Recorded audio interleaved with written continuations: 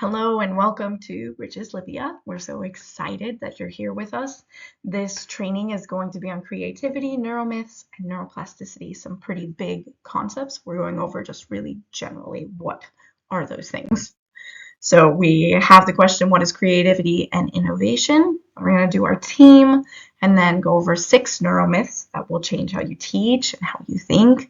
And then neuroplasticity, which is really a belief we want you to, not a belief, but a fact that we want you to believe in and your students to believe in. So what is creativity? It's the ability to generate new and original ideas that are effective. And this is thinking outside the box. We talk about it a lot that way, or connecting things in new, unique ways.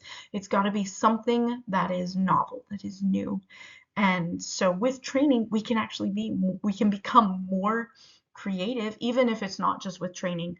New experiences can help us to be more creative. Learning guitar and just trying out new things it helps us. So we want to make sure we are getting more training, and that will come in the future. Don't worry, this is just an overview.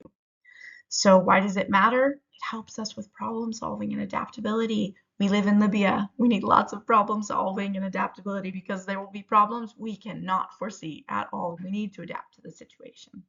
So this inspires new approaches to teaching and child development when we are able to have creativity within our company. And so that's great because we need those approaches to teaching, because this is a new subject for all of you, actually, is teaching neurodevelopmental children with neurodevelopmental disorders. And it also helps with child development, which is what we're wanting to work on with our 2 to 5-year-old First Steps program.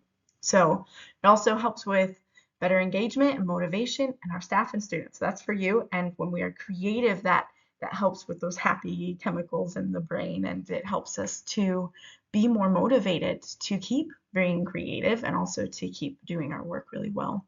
So I wrote down here about Libya. We need creative solutions for children with neurodevelopmental disorders because they are not supported. They do not have a voice here. They are not appreciated here in this country yet. But we want to be part of that. So how can we be part of a creative solution for them?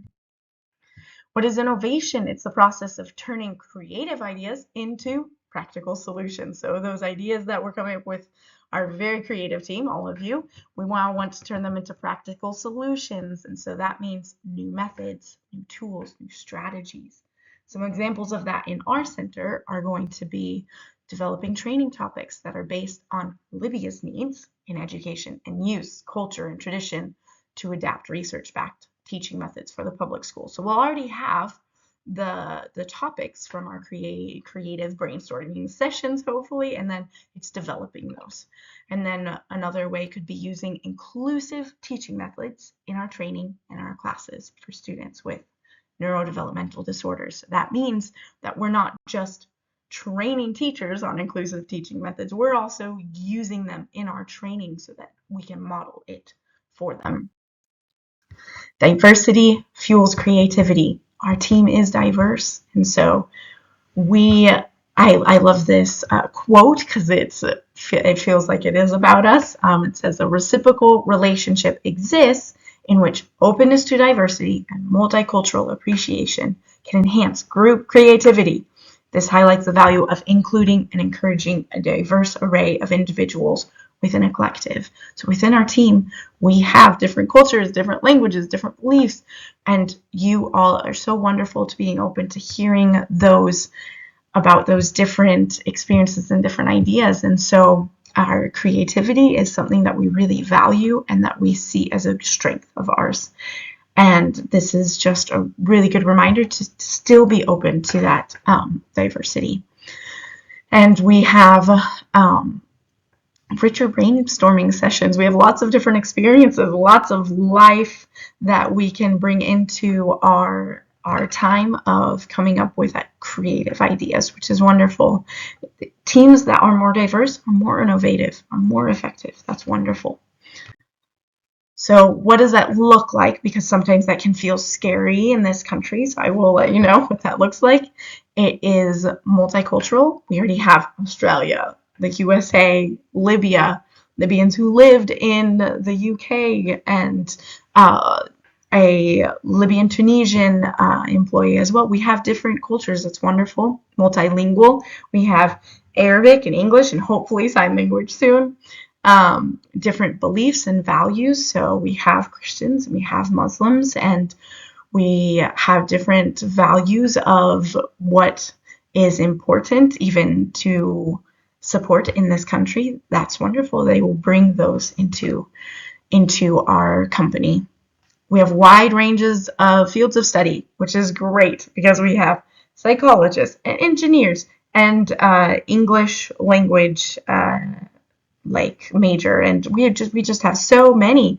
That's great, and we welcome those, and we know that it's hard to find people with just education here anyway, so it's wonderful we get such a wide range of opinions and perspectives.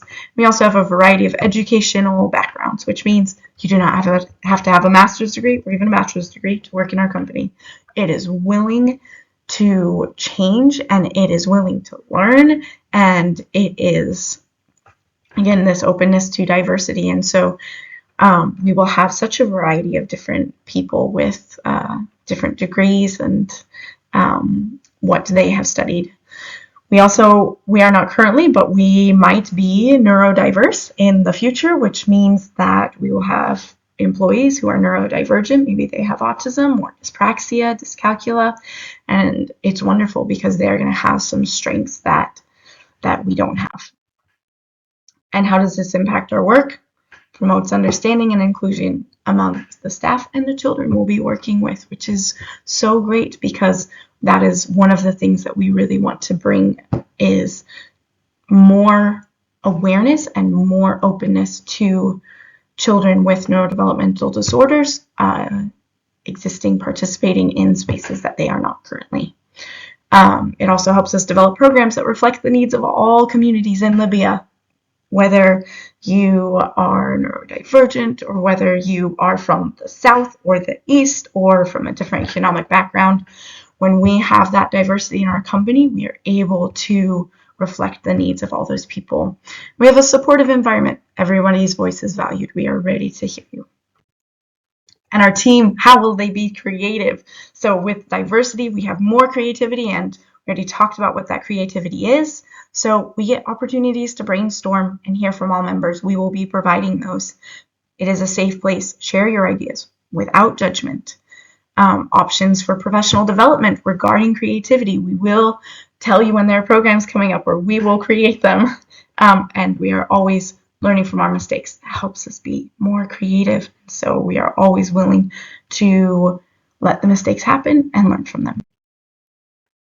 We are getting into now our neuromyths. So this is a test. You're going to click on the link, and it's going to be, what do you believe about the brain? Because these are myths about our brain and about learning. And so just pause it now and click on it. You took the test, and so now you've come back, you know your score. We're going to go over 6 really basic ones that really influence our company and what we're doing. So the first one is, individuals learn better when taught in their preferred learning style, visual, auditory, kinesthetic. There's no evidence to support this. And actually, instead of matching teaching methods to learning styles, we want to match them to the content and evidence-based practices. And it can be a bad thing for us when we believe this, because we won't actually use teaching methods that benefit all students. We will focus on their preferred learning styles, which is not true.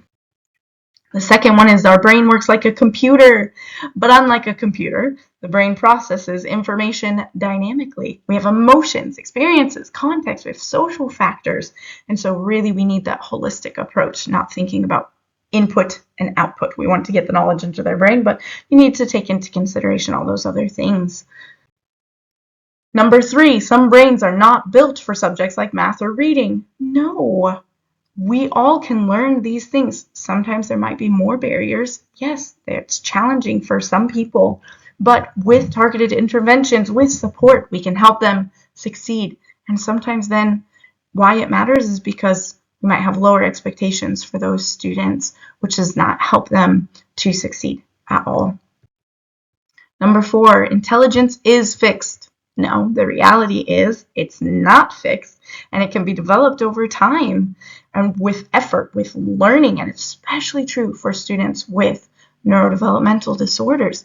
They can achieve so much growth with support. So it can be discouraging to both teachers and students and actually not give them opportunities for that growth then if we believe that intelligence is fixed. Boys and girls learn differently due to brain structure. This is number 5. Not true. Minor differences exist, yes, but those don't justify having different teaching strategies for boys and girls.